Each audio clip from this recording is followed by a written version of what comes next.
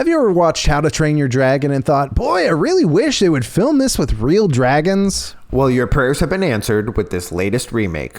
Let's talk about it right now. DadToons reviews, talking something new. DadToons reviews, I'ma mention peer reviews. DadToons reviews, we're talking about it all. Do be being busy, dizzy, television, big and small. All right, so we just saw How to Train Your Dragon 2025. Yep, we just walked out of the theater.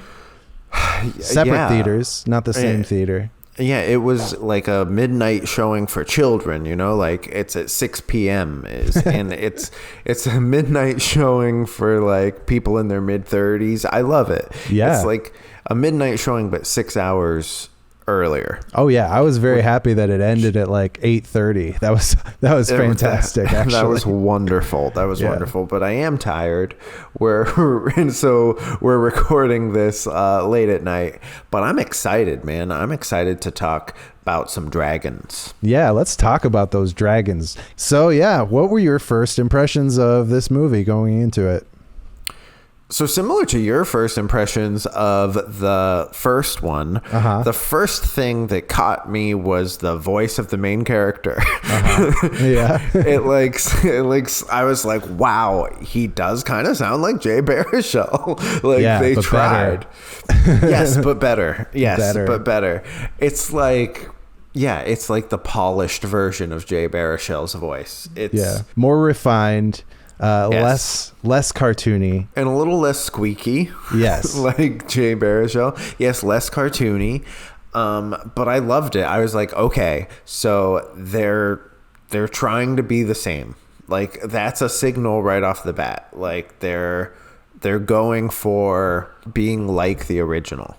They're going for being like the original, but also adding some things to it. So like my first impression, also the same. You notice you still have the narration at the beginning from Hiccup, but you also get some new things. So the first shot you see the sheep getting snatched up by a dragon, but it's not actually a real sheep this time.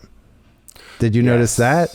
It was actually an invention that Hiccup had made that rang a bell that alerted the community that there were dragons. And I thought that was a really cool way to show off like immediately some of his ingenuity. That wasn't in the original? It wasn't in the original. I went back and checked. Okay. Okay. That's in cool. the original, it was a real sheep that was snatched up. But there was really cool. Yeah, but there was no like alarm bell going off. I feel like that is something that this movie does really well is they expand on things from the original, which is what you're looking for in something like this, I think. You want it to be like the original, but more and like expand on the things we like. My first impression was that it's doing that and it continued to do that. Yeah, and it expands on the original in a way that it's not fundamentally changing anything, but it is making it better in general. And we talked extensively about Lilo and Stitch live action. I think a lot of the changes that were made in that movie were kind of unnecessary, distracting, and did fundamentally change a lot of the elements of it. And I think a lot of the changes I saw here added to it. Yes. And another thing that we talked about in our Lilo and Stitch live action review was like there are two ways you can go with a live action remake. Yes. You can do shot for shot exact, or you can like kind of do your own thing, make it a little bit different, make it more of an adaptation. Yeah. And we kind of concluded Lilo and Stitch tried to toe the line. Yep. This is definitely going more for the shot-for-shot remake. Yes. And it's better for it. It's interesting because I don't like live-action Lion King. Which is a shot-for-shot remake, yes. It's a shot-for-shot remake, but also like it's... The original Lion King is so colorful and pretty to look at. And the live action remake is ugly. This is the opposite situation. It's kind of the opposite situation. You're right. Yeah, it's kind of the opposite situation. Yeah, visually they are adding so much. Yeah, that's where it shines. I think. Yeah, the environment is rich. The nature looks natural.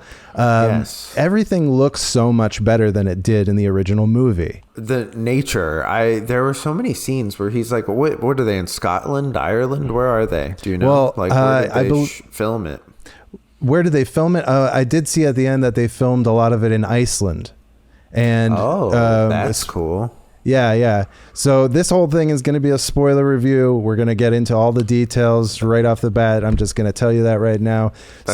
Right now, I'm just going to talk real quick about the ending and what you see right away. Yeah, okay. What you see in the credits. You see a lot of shots of Iceland.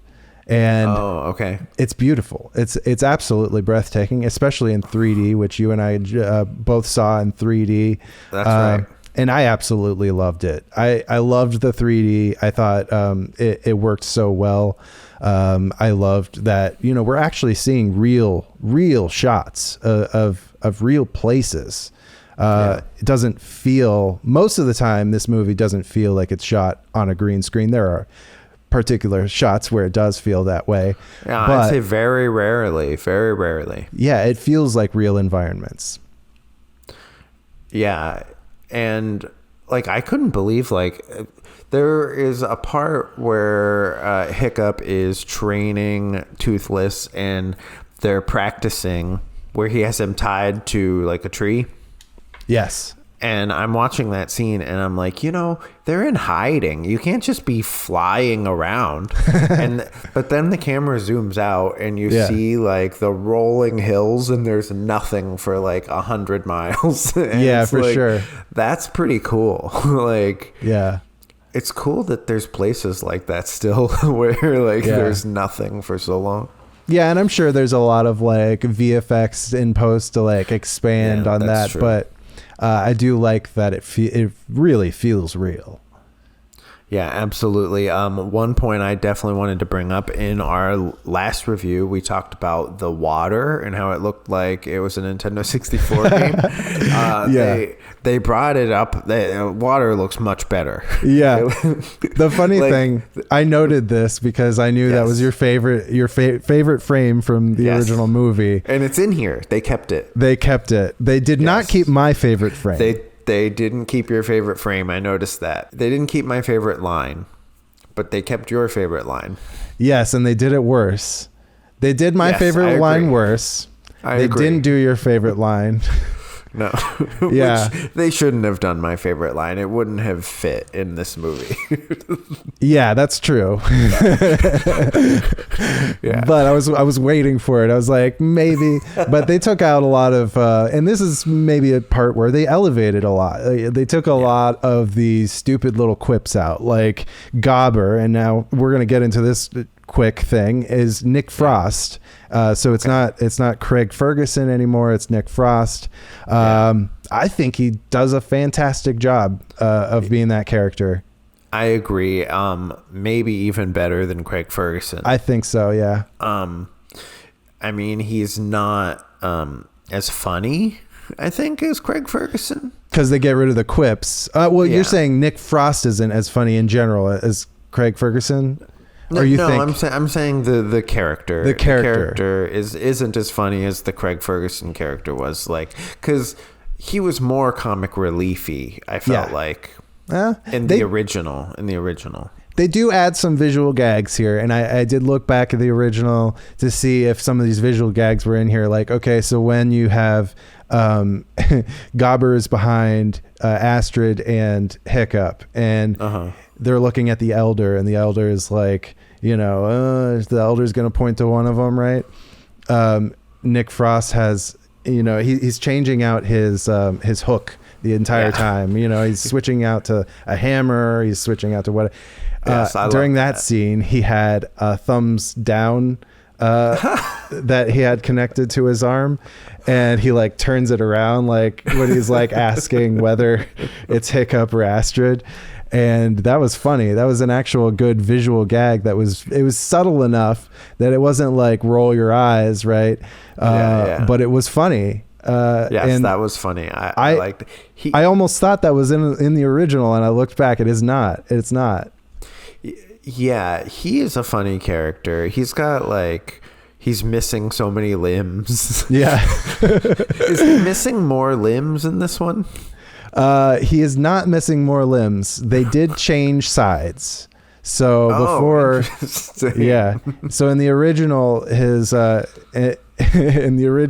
hook was on his left hand. Now it's on his right hand, and his peg leg was on his right leg. Now it's on his left leg. So they just swapped sides. That's maybe because they were like, oh, well, Gobber, like, you know, he needs to use his primary dominant hand. So like if you're going to hammer something, you would do it with your right hand if you are right-handed. Yeah, I'll bet it has something to do with the handedness of the actor. Probably. Yeah. Nick Frost was probably like, well, I can't I can't hammer with this arm. It would look weird. Let's talk about the casting of the kids in general, the group of kids. Let's talk about the group of kids real quick. I think that was a huge strength of this. Yes. So the Judd Apatow voices of the original are replaced by a lot of more realistic kids with like more realistic personalities, and they all have jokes. The Christopher Mintz-Plasse one, the fat one, he was like my favorite. Yep, he was. I don't know if you've recognized him, but I recognized he was the only kid that I actually recognized. What's he from? So he was in Hunt for the Wilder People, movie by Taika Waititi, and after that, Deadpool 2. He was in Deadpool 2. Big character in Deadpool 2. Great actor. His name is Julian Dennison. I guess his name as a character in this is Fish Legs. I didn't realize that's what his name was. Fish Legs. Well, they all have like gross names, and it's hard to keep track. Yeah. Like Snot Gut or whatever. It is funny that they kept his like large size somehow. I mean, like he's kind of a chunky kid, but like they really like but it didn't look too unnatural, you know, like it wasn't super distracting. Yes, which is a complaint that I had about the original, was that the characters were all like different shapes, and in this one they're all vaguely the same shape, with the exception of Fish Legs. Fish Legs. But I was gonna say, like, while I was watching it, because in the original review I talked a lot about the character design, and I'm like, okay, so I definitely like the character design better because it's human beings. But the only other equivalent is the dragons, which I don't know how they were able to get the real dragons. Like that was like really interesting. Like with a live action movie, everything's got to be live action, right? Everything's real. That's why that's the whole good. Point. That's the whole point. That's why they're doing it. Movie. Yeah, exactly. So, I'm pretty sure really cool that they were able to get the real dragons. And so, I can't really say anything about the design of them because, you know, they're real dragons. Yeah, designed by God. Sure. Yeah, and the crazy thing is they probably had to like get a dragon tamer to be on set. That's they probably had they probably had a lot of insurance that they had to increase because some of them breathe fire, right? That's right. Oh, that's right. That's a hazard. Let's talk about Hiccup real quick. Hiccup is like, the biggest part of this movie, and I think they hit the nail on the head. They casted a great actor. I think they couldn't have gotten a better actor. And when I first saw him and started listening to him and seeing his mannerisms, he's doing the Jay Baruchel thing, but it's also it really reminded me of another actor, and I was like, who is this? And I realized immediately it's Andrew Garfield. He's so Andrew Garfield, and I love it. I can see that, like Andrew Garfield in Spider-Man. Yeah, he's Andrew Garfield Jr. It's great. Okay. Maybe they're looking at him for the next Spider-Man. I mean, it's been like 3 years since they picked a new Spider-Man. Hey, I wouldn't be against it. I mean, I do love Tom Holland. Yeah. But this kid is great. I think he's good. I think there are times where he overacts a little bit, but I think he does a great job. I agree. I think he does a great job. It does feel at times like he's doing a little bit of a Jay Baruchel impression.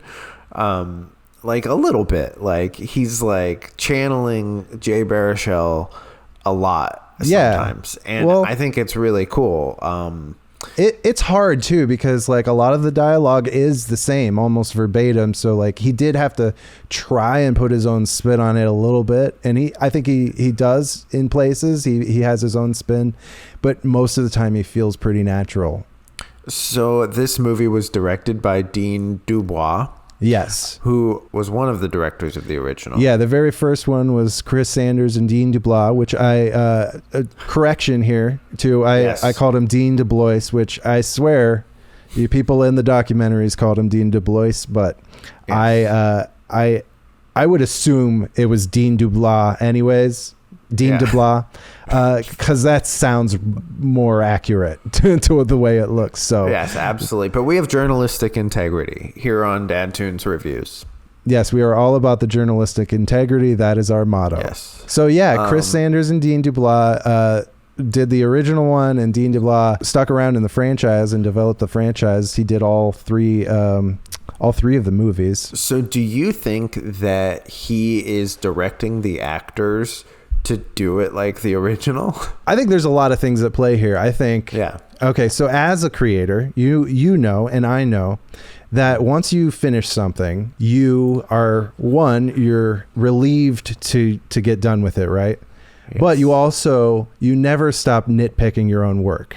Right? Absolutely. Yes. Every time you go back, you either think of new things or things that should have been different or things that you want to like tweak. Yes, absolutely. Yes. And this is why I think it's so awesome that they got the creator back for this, because this is something that they were not able to do with Lilo and Stitch live action, because they did not involve the original creators in the creation of the remake.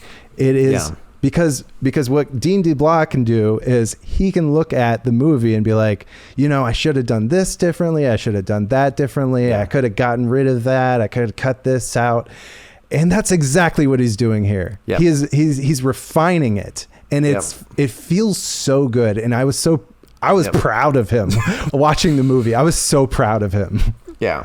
I kept thinking, oh, this guy is perfecting it. Like he's been thinking about this for 10 years. And clearly, like, you can tell because the little tweaks and like lines and like it's all perfect. And some of the stuff that we even brought up, like he's made it, he's improved it. Yes. It was really cool. It was really cool to see. Yes, exactly that scene that I brought up, that I was like, I would have expected them to do this. I said, I would have expected them to bring up the mom and say, oh, we lost your mom, and that's why I'm so upset, and that's why I want, and that's exactly what it did. That is exactly what they did, yes. And that feels exactly what they did. So rewarding to me as a fan now, like watching it, because I am a fan of this movie. I was not a fan of the original.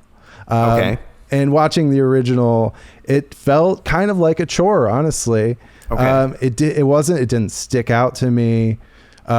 This one just feels so good. And we even mentioned in our episode last time that it felt like a movie that was trying to be a live action. It felt like a movie that wanted to be a live action. Now it is. Yes, I agree. So yes, to your point, I agree with you 100%. This is a creator perfecting his creation. But let me pose a question.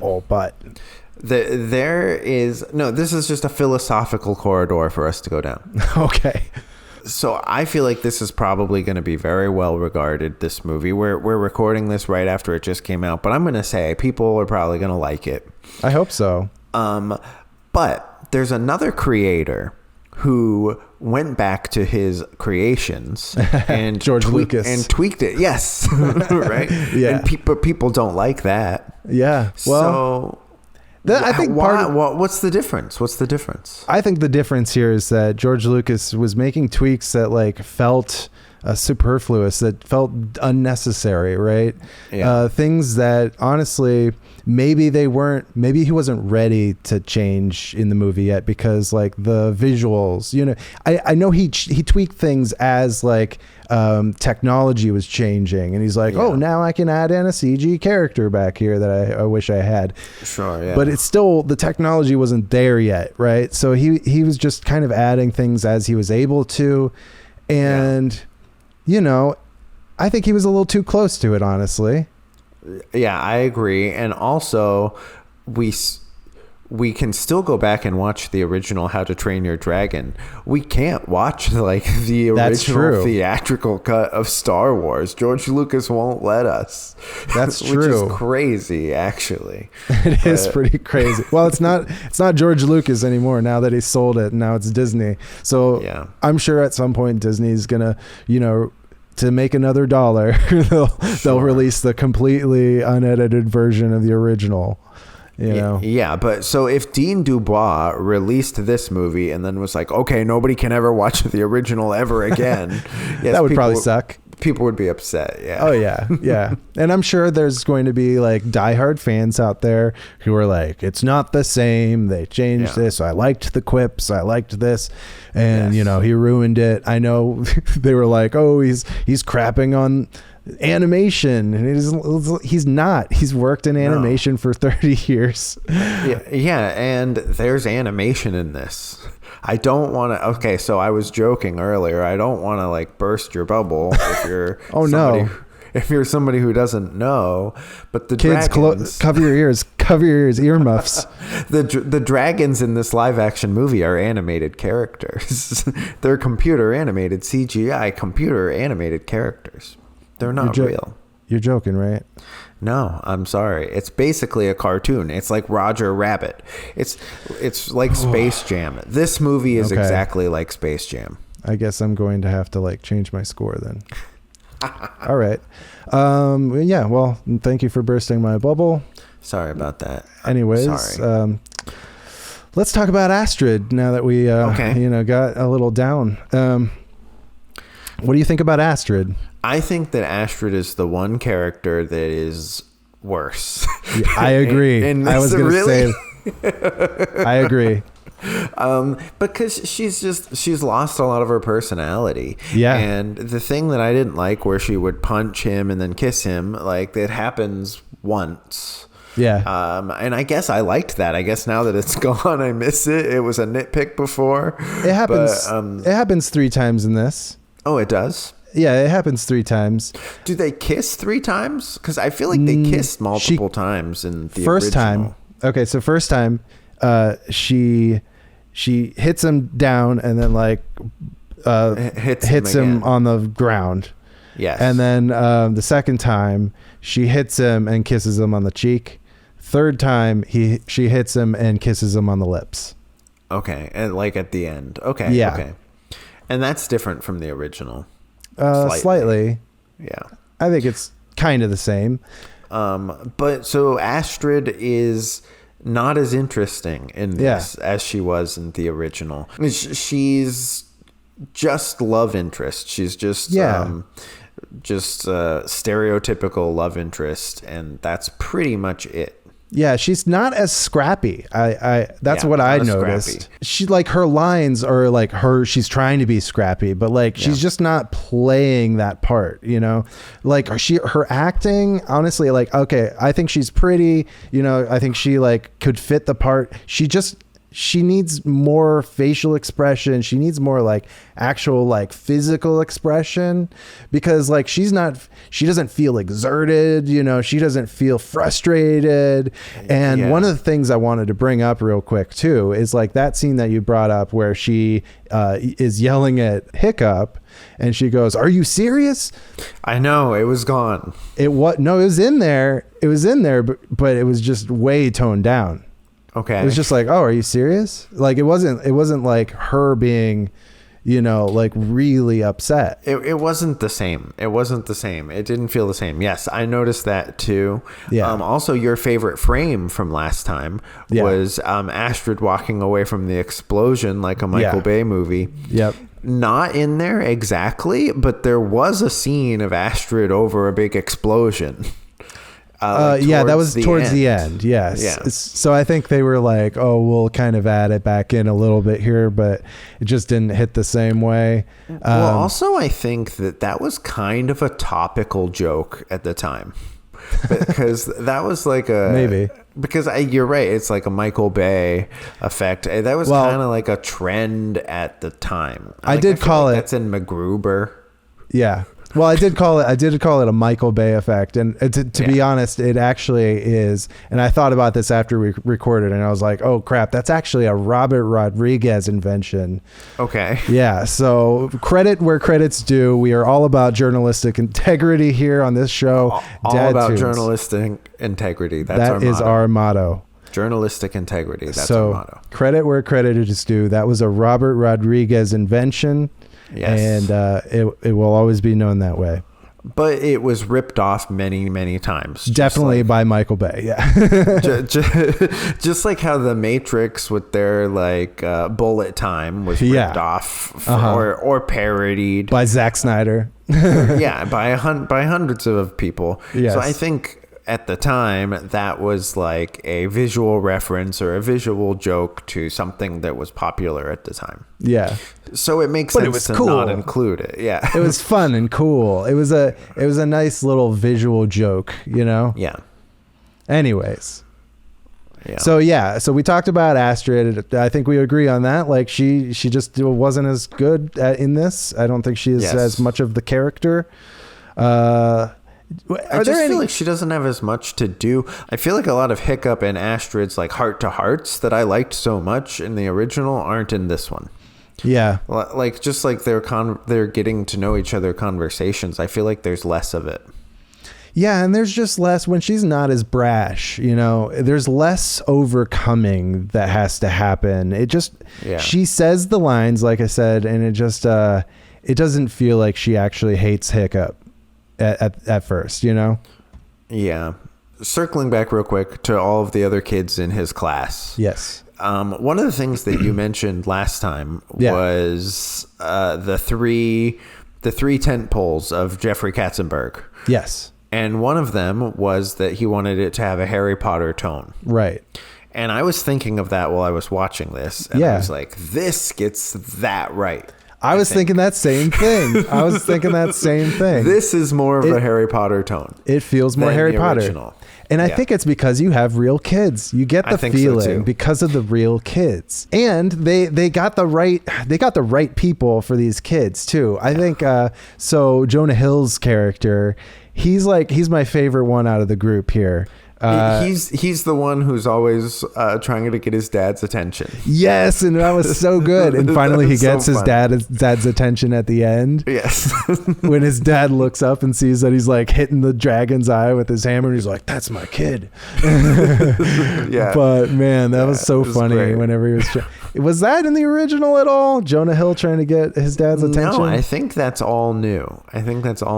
Well, that kid did a great job. He reminds me of Tony Rivoli from the Spider-Man movies, who plays Flash Thompson in the Spider-Man movies. He's got the same energy, and I love it. And then there's the two twins, which I thought were funnier in this than in the original. They had more to do.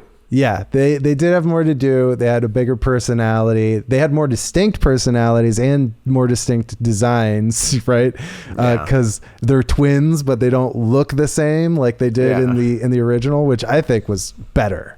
Yeah, it was really funny. And they have a line somewhere where it's like, our mom can't even tell us apart. Yeah, that was good. And speaking of moms, I think, they didn't mention moms at all in the original. They didn't show any moms. In this, they show a lot more women. They show a lot of women warriors.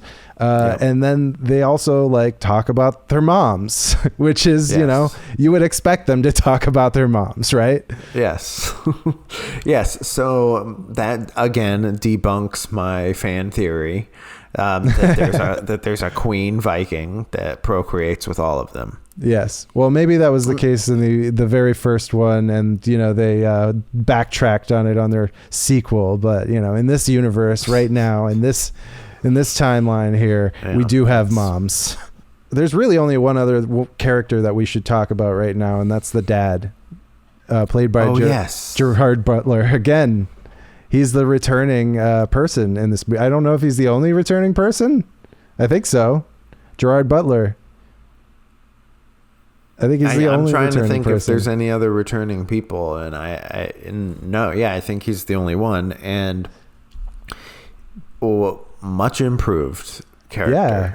So that was kind of in my opinion, the worst part of the original was that, you want your antagonist to like be a jerk, or it makes sense that the character's dad is a jerk, but you can do it too much and make him irredeemable, and I think they did that in the first one. Absolutely. This smooths it over. Like, it feels better.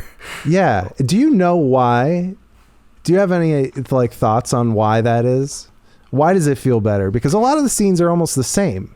I think it's just a few line tweaks. I think so too. It's just a few line tweaks, and it's a few, and I'd have to go back to the original, but I feel like there's just a few horrible things that he didn't say. Well, here's one thing. Here's one way that they've fixed it a little bit. So when in the scene in the original where he's talking to all his men and he's like, okay, we're gonna go to the nest. We're gonna go find the nest. We need to find the nest, right? If you stay here, you got to watch Hiccup. Like, that was a thing that he specifically said.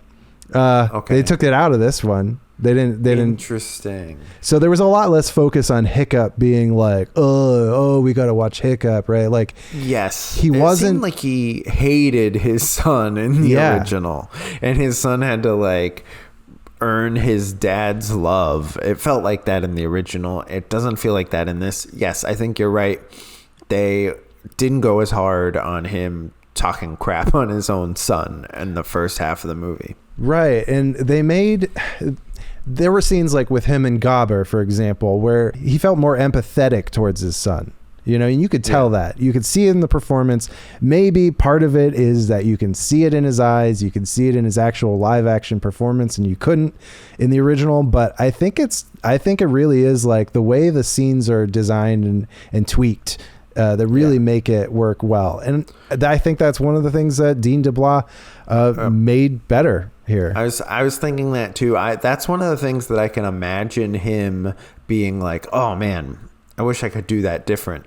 Yeah. And then he gets the opportunity to do it different. It's pretty cool. It's so awesome. Yeah. So I think they did it. They did it. They improved the father-son relationship. I think that was, that was one of the tentpoles that worked. Didn't work in the original, works here. I agree with that. I think it's pretty clear so far that we're both positive on this. I think, I'm just kind of guessing, or maybe you said explicitly you like this better than the original. Pretty much. It's pretty obvious. So let's talk about some of the things that maybe we didn't like. Okay. Let's talk about nitpicks. Oh, I can hear the music. Oh, good. Here it is. Nitpicks. Come and get your nitpicks. Yeah. All right. Well, here's some of my nitpicks. There are a couple. There's a couple green screen obvious shots, right? Okay. I think usually it's like when the kids are riding dragons. So, that's a nitpick of mine. Well, how else are they going to do it? Well, I mean, they should have filmed real dragons. I thought that's what was happening, but that's right. Apparently not. Or they could have dropped the actors from airplanes and then CG the dragons and then just have them sit, they're skydiving. They're skydiving. Okay. And then you CG the dragons in later. Yeah. Well, that's my nitpick too. Like, you should have gotten real dragons. All right. You got any nitpicks? There's a scene in the original where Hiccup is reading the book about the dragons, and he comes to the part about the Night Furies. Yes. And in the original, there's a really cool shot of him putting his drawing on the book, and it frames the shot in such a way that you see the whole book, and it looks like Hiccup's illustration is in the book. It's a great shot that I really liked. I should have picked it for my favorite shot. But in this, it's just not as good. They cut it short. Hiccup puts the drawing on the book, and then you just see the drawing on the book, and they don't focus on it. They don't have the nice composed shot that they did in the original. They cut it short. Okay. And it makes me feel like maybe they had a better version of it and they maybe cut it for time. Okay. That's a nitpick. Nits are small. Well, here's a nitpick of mine that's related to that. They zoom into the titles on the pages that you can't read because they're Norse. Yeah. So it's like, okay, what am I looking at? Why are you zooming in? Yes. Symbols. Yes. Look at these symbols. So that's a little nitpick. That was annoying to me too. Yes. Here's a nitpick. Yeah, go ahead. It's unclear what they want to do with the nest because Gerard Butler says, we got this gift. We are near the nest, right? Yes. The gift is that they're near the nest, but like it's really a curse, and that's in the original is really a curse, and he's trying to break the curse essentially. Yeah. So what makes it a gift? I don't know. They didn't really explain that. Yeah, I agree. That whole scene of them arriving at the nest wasn't as good, and then like even the part where like they run into the nest and then dragons all fly out and they're like, we're done, I guess. I don't know. I liked it. I liked it better in the original. Something that I really loved though, was the colossal dragon at the end, the design of it. I loved it. It was so cool. It was badass. Yeah, it looked even less better. Godzilla-y. It was less Godzilla-y. I guess so. I think it did look even better than it did in the original. And I did think that was one of the things that was like one of the highlights of the original for sure. Yes. One thing that I wasn't sure of is it larger? It felt larger than the original. I feel like it's similar. I feel like it's about the same. That scene where Astrid is like standing like in his mouth, like bashing the teeth. Was that in the original? Because I don't remember that. I'm pretty sure that wasn't in the original. I think that was new and it was really cool. Yeah, it was cool, and I think I think they expanded that whole final scene because they did add to the runtime, and a lot of people weren't sure where that was going to end up. I'm not sure where it ended up. It was crazy to me that it's like 40 minutes longer, but I don't know where they put it. Like, because they didn't add that much. The original was 1 hour and 38 minutes, and the new one is 2 hours and 5 minutes. So like 20 minutes more, 25 minutes, something like that. Okay. We math here. Okay, so 25 minutes more. Which is significant. That's a significant amount extra when you're talking about almost a shot-for-shot remake. Yeah, that's a whole episode of Frasier. Yeah. Like, that's a whole extra episode of Frasier they put in the movie. One of my notes in the original was that it felt rushed, especially in the third act. It felt rushed. I didn't feel rushed at all here. So I think they fixed it. Yeah. Whatever they did, it was right. It was the right thing. Yeah. Yeah. Here's a nitpick. Okay. When they're on the dragons and they're like all chatting about what their game plan is, and you see them all in a lineup. Okay, so that wasn't in the original, but also like they turned down the music a lot, and the kids are like talking to each other like normal volume. How can they hear each other while they're flying? There's so much other noise happening. Like, yes, we as the audience can hear it, but they cannot hear each other. That's a good nitpick. That's a solid nitpick. Yeah, you're right. They wouldn't be able to hear.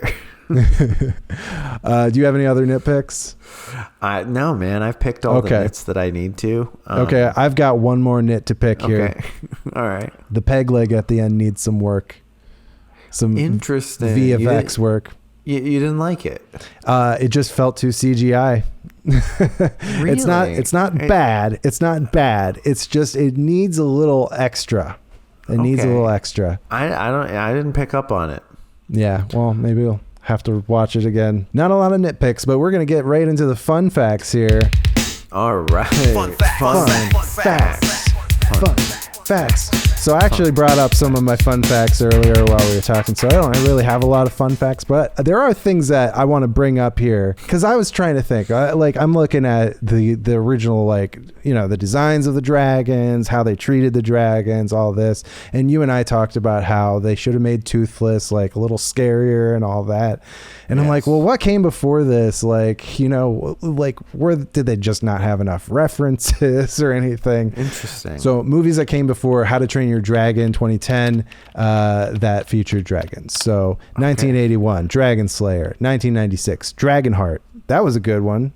You remember that one? Dragonheart. Yeah, there were clips of that in front of the movie. Yeah. 1984, Neverending Story. Okay. 2006, Aragon. That was pretty good. Oh, that came out in 2006. I don't remember exactly what the dragon looked like, but I remember. I feel like it was blue. Okay. Was it blue? Yeah, I think so. It was a little more cartoony too, which was interesting. You mentioned in 1977, Pete's Dragon. You know, that's a animated dragon. That actually, you know, it was a live action cartoon hybrid. That was one of the early ones. You know. That's right. That's true. And they remade that a few years ago. They did. That was one of the Disney remakes. Actually, one of the Disney, I would call it an adaptation versus a remake, because it did like change it a bit. I haven't seen it, but yeah, I've heard it's pretty much completely different. Yeah. So Mulan in 1998, Dragon Hunters 2008. I don't even know what that one is. Apparently that one's animated. You have George and the Dragon. Have you ever heard of that? Never heard of that. And then there was Dungeons and Dragons in 2005. So not a chronological list, but a list nonetheless of movies that came before How to Train Your Dragon 2010. And there's the Harry Potter movies, like Jeffrey Katzenberg was trying to rip off Harry Potter. There's a dragon in the first one. Okay. Hagrid smuggles a dragon onto campus. Okay. And then in the fourth one, Goblet of Fire, they have to fight dragons. That's probably the most significant dragon one. Okay. And those dragons look similar. Like I think they're drawing from the same inspiration. Yeah. The dragons in Harry Potter and this. Okay. Well, one of the things I wanted to bring up is like, okay, so you had How to Train Your Dragon, and I feel like there wasn't a whole lot of things that came before that, honestly. There wasn't dragons weren't super pervasive in the culture, but you had How to Train Your Dragon, and then immediately after, starting in 2011, you had Game of Thrones, and I think that really set off the dragon zeitgeist, you know? That's true. Yeah, now obviously it was based off of the books, but it wasn't adapted until 2011. So just interesting. Because after that you have, you know, the Pete's Dragon remake in 2016. You have all the How to Train Your Dragon sequels, which the last one actually came out in 2019. That seems like very recent. That does seem very recent. Especially for him to go straight from that to this. Very interesting. That is interesting. Then you have Raya and the Last Dragon. You have the recent Dungeons and Dragons Honor Among Thieves movie. Have you watched that one? No. That one's really good. It's really? a lot of fun. Yeah. It's just fun. It's not a great, like, you know, experimental cinema or anything. It's mostly trying to be like just a popcorn blockbuster, which it definitely succeeds at. And, you know, there's some other dragons that showed up in random places, but I do think that maybe How to Train Your Dragon helped propel dragons a little bit more into the zeitgeist than we might have alluded to in the past. Yeah, maybe, because I feel like before dragons were they were kind of more cutesy. At least, like, or more geeky, I think. Yeah, that's true too. Yeah, more geeky. They weren't seen as like an action adventure type thing, I guess. Yeah, but I mean, obviously, you have the sequels that also did really well, and then you have all the shows that they made. They made 3 different shows, still going on today. So, hats off to that world building, that whole universe. Yeah. So, Dean DeBlois is the first person to direct and write the screenplay for a live-action adaptation of an animated film that he also wrote and directed. So this is the first time this has happened, and I think it's nuts. A good model. I think it's at least a good start. You know, they need to do it more. I agree. That's crazy that it's the first time. You'd think, wow, that's nuts. They could have done it. Good for him. They could have done it with Lilo and Stitch. That would have been cool, but they didn't. This is also the first official live action adaptation of a DreamWorks feature. Interesting. So how long until we get live action Shrek? I thought you were going to say ants. Either of those. That'll be live fun. Action ants. Woody Allen is still alive. Get him to play the ants. Yeah. Oh, yeah. Oh man, I can imagine live action ants. You get live action actors and you get them to wear like ant costumes. Yep, and brown makeup. That'd be great, right? And everything is giant. So you get like gigantic versions of everything. Oh yeah. Like, it'll be like that. It'll be like Nathan Fielder being little baby Sully in his with his giant mother. Exactly. Oh man, that was insane. But yes, awesome. it'll be like that. It'll be like that. One other fun fact here, the last fun fact, while the whole cast is British, Irish, Scottish, and Kiwi, we had the one kid was Kiwi.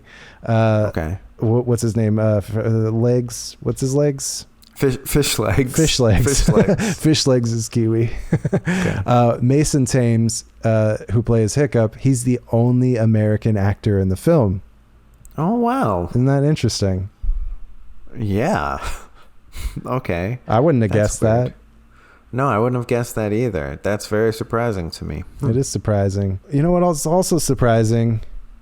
I'm hearing something. Uh-oh. Do you hear that? Is it the winds? No, it's the winds. South? Yeah, the Jamaican winds. They're here to greet us. Oh, a nice island song for us. Oh. This is relaxing. Yeah. Does it work? Wow, it's time for Does It Work? It's time for Does It Work? Let's talk about the elements real quick. Okay, so we already talked about the father-son relationship. I think you and I agree it works now. Good job. I agree. It works. I don't hate the dad. Yep. And at the end, I don't think that Hiccup should abandon his father. So, yes, it works. We didn't talk about Toothless yet, did we? Not really, but the reason I haven't talked about Toothless is because there's not much different about him. Yeah, that's true. And I'd say, if anything, just him being more realistic makes him scarier. Just the virtue of him not being an animated character. Well, he is an animated character.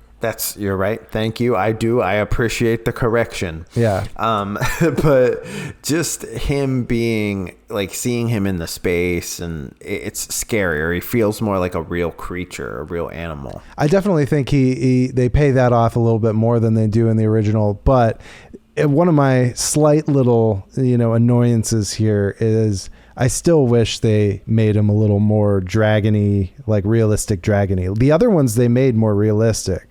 Yeah. The other ones, they definitely toned down the quirky elements of them to make them more traditional. And I get why they didn't do that with Toothless. They wanted to continue to like have that cute design that people love.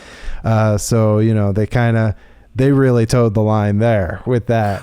Well, I think it's okay for Toothless to look a little bit different than the other dragons because, or a little stylistically different from the other dragons, because he's a night fury, and that's the whole thing. Like, they're mysterious, they've never been seen.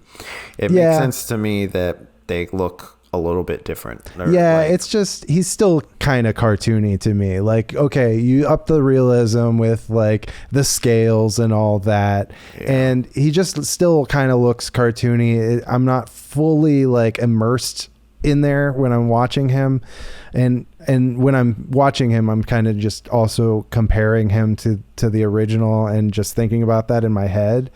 So that's one area. The one area that I think is a little too distracting is because they just didn't up the realism a bit, but I understand why they didn't, and they're probably better for it, but better off for it, because otherwise fans would come after them for it. Yes. That's the one thing that's probably untouchable here. Here's another thing that was a nitpick of mine in the last video that they fixed here. better logo. You have a way better logo. Yep. It's so much better. Way better So logo. I suggested it be carved out of stone. This one looks more like metal, like it was hammered, and chiseled by a blacksmith, like Hiccup is. So I think that worked really well. And they also have the dragon and the O. I mean, why did you guys not do that before? I don't know.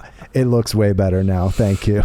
Yes, it does. It looks much better. And one of my nitpicks before was during Hiccup's last dragon fight, he cries for help, and Toothless hears him from far away because he has just the right amount of love. Yeah. And they kind of fixed that, and because I was paying extra attention to it, what they did that satisfied me was the dragon that Hiccup was fighting was the one that made the noise that aroused Toothless. Okay. And I like that better because to me, the idea that like a dragon call, the dragon is tuned to hear a dragon call. Yeah. I like it better. So, okay. So I feel like my nitpick has also been solved. Awesome. Yeah. And then, my other nitpick about it being like, you're not talking about his mom at all. They did mention her a couple of times, but like, they really integrated the mom well here. They just talked about how they added in this little story about how she potentially just got like taken away by a dragon. So that's an interesting thing. Yeah, I like that a lot. That answered our question. Yeah. And that helps make the dad more empathetic, I think. 100%. Talking about the struggle of dealing with this, loss is a massive part in making him likable. Yes, and you understand where he's coming from when he is maybe less kind. You understand that this is a guy going through something. I feel like you didn't get that in the original. You were just like, dude, love your son a little bit just for a second. So another thing that they did better here than they did in Lilo and Stitch remake is they had the same music as the original, a lot of the same music. Oh, okay. They didn't bring back Alan Silvestri as the composer. Yeah. It really changed a lot of the way that certain scenes played out and the way that the audience felt about them. And in this, they actually brought back the original composer, John Powell. You have the same emotional beats. You have the same themes in different scenes. And it works. It works. Yes. Why change something that works? You know? Absolutely. Yeah, so the music works. So overall, let's start talking about our score. Okay. As I was driving home from the movie theater, a number flew into my mind. Okay. And it rung. It jumped into my mind and it kind of bounced around in there, Okay. And it went ding, ding, ding, ding, ding. 7 was the number. So 7. So let me justify myself here. All right. So you definitely enjoyed this more than I did. Okay. I didn't dislike it. I felt a lot of the same feelings. I felt this is better, but it's not lighting the fire in my soul. Yes, I liked it. I liked it a lot. It was a fun ride.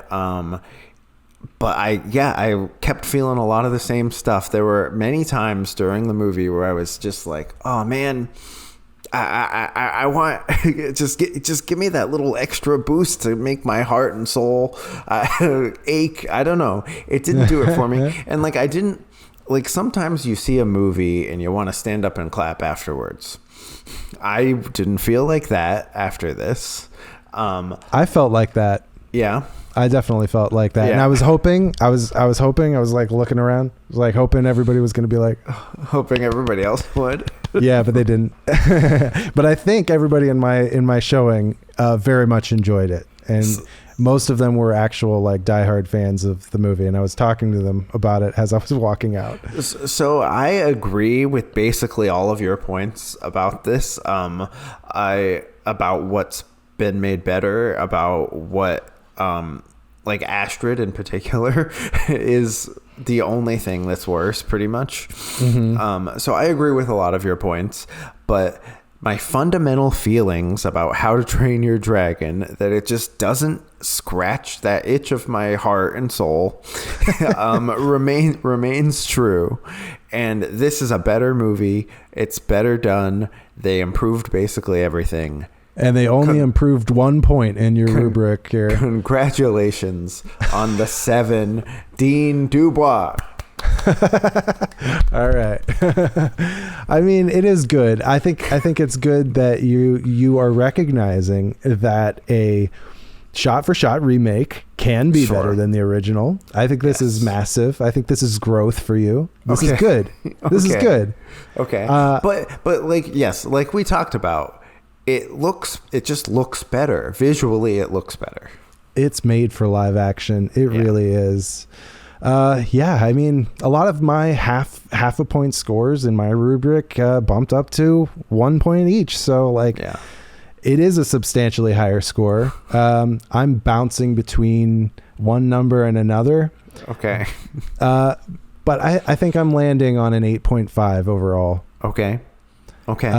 Between 8.5 and a 9. It's honestly, I think it's great. I think he did a fantastic job of just improving his story, improving the world, improving the performances, improving just the overall execution. Yeah. Just fantastic job. This is the way a remake should be, and I know I'm going to see people saying this is a shot for shot remake. There's no reason for it to exist. You can think that, that's fine. I think it's better executed. We're going to agree to disagree there. A lot of you guys. It's better. Yeah. I mean, it's like my quintessential shot for shot remake is the live action Lion King, which I do not like. I think it's significantly worse than the original. Well, here's a part of the reason why. I think Lion King, yes, it's a shot for shot remake, but does it have the same heart in the execution as the original? Definitely not, I think. That's, I think, the major part that's missing there. And I think we get the heart here. I think the whole heart is here. for sure. And it's because it's the same guy. And it not just, so you mentioned that this is the first time ever that the guy who directed the animated one got to direct the remake. But is it the first time that somebody directed a remake of their own movie, period? No, right? No, definitely not. Definitely not. But can you think of any examples? Yeah, there was one that just popped in my head and faded away. What was it? There's probably a decent amount of people who like made a movie with no money and then got money and then made it again. Here you go. Right there. Sam Raimi. That's one. Oh, okay. Yeah, because Sam Raimi made Evil Dead with almost $0, right? And then he made Evil Dead 2, and the first 10 minutes of Evil Dead 2 is basically the same story as Evil Dead 1, just told much faster, and then you get into a whole other story. That's one instance that I actually really like that. And I can see it making sense in that way where like you didn't have money, now you have money so you can make it better. And this is kind of that in a way. Like, I don't know. Was this more expensive? My guess is yes, but I don't know. It had to have been, definitely more expensive. You have a lot more people involved. There's a lot of people on set. I swear, there's a lot of practical effects here, which is awesome. Yes. As in Sam Raimi's case too, it wasn't just like the money either. There was like a rights situation. Like he had to remake, instead of using clips from the original, he had to remake it because some other company owned the rights to the original, the very first one. Okay. So that was an interesting, weird little situation that caused him to have to do that. That's like Taylor's version. Yeah, basically it is like Taylor's version. Yeah, it's like that's Taylor's version. That's cool to see a director revisit his own material. So that alone makes this an interesting thing to look at. Yeah, and I hope, we might see this a lot more and done not as well. Sure. But I hope this does inspire at least studios to think about things differently, especially Disney. You guys need to think about things a little bit differently, the way that you approach these things. Yeah. Please get the original creators involved. I think it's going to make a massive difference. So yeah, it's crazy that even needs to be said. That should be obvious. It is crazy. So overall, our recommendation, I say, go see it, have fun, take the kids. My son loved it. He really enjoyed it. He didn't really care for the original, honestly. Like, we tried to watch it twice. He was in and out, watching it, doing his own thing. This one he absolutely loved. He said it was awesome. That's cool. That's awesome. Yeah. I agree. It's a good thing. Take the kids, especially if they are big fans of the original. Yeah. I think, you're not going to get the stuff that you're seeing with Lilo and Stitch, where people who like the original are mad, man. They're not happy about it. Yeah. And deservedly so. I don't foresee that happening at all with this. No. And maybe the lack of controversy might be a problem for the movie, honestly. I don't know. I haven't heard a lot of things about this movie, Yeah. I didn't even realize until I went to go see Lilo and Stitch that this one was coming out now, because I saw it. It was on the popcorn bucket. That's when I saw it, and I was like, oh, we got to review that. Wow, that's some really good advertising there. Yeah, it worked. It got me in the theater. Absolutely. Next thing that we're going to talk about is Elio. Pixar's Elio coming out soon. Okay. So tune back in for that. Thanks for dad tuning with us. Like and subscribe if you haven't liked and subscribed. You'll love it. It's gonna be great. Everyone will know that you like us, and it'll make your life better. Honestly, it'll make your life better. It'll make your life 0.001% better, and it's like, why not? Why wouldn't you? Yeah, if you're gonna make it better, even if it's a marginal percentage, make it better. You might as well. You can do it. We believe in you. DadToons, grab a snack and you can sit down. Watch some daddies talking about animation now. Tell you what they like and what they also didn't too. DadToons about to hit you with a great review. Hey!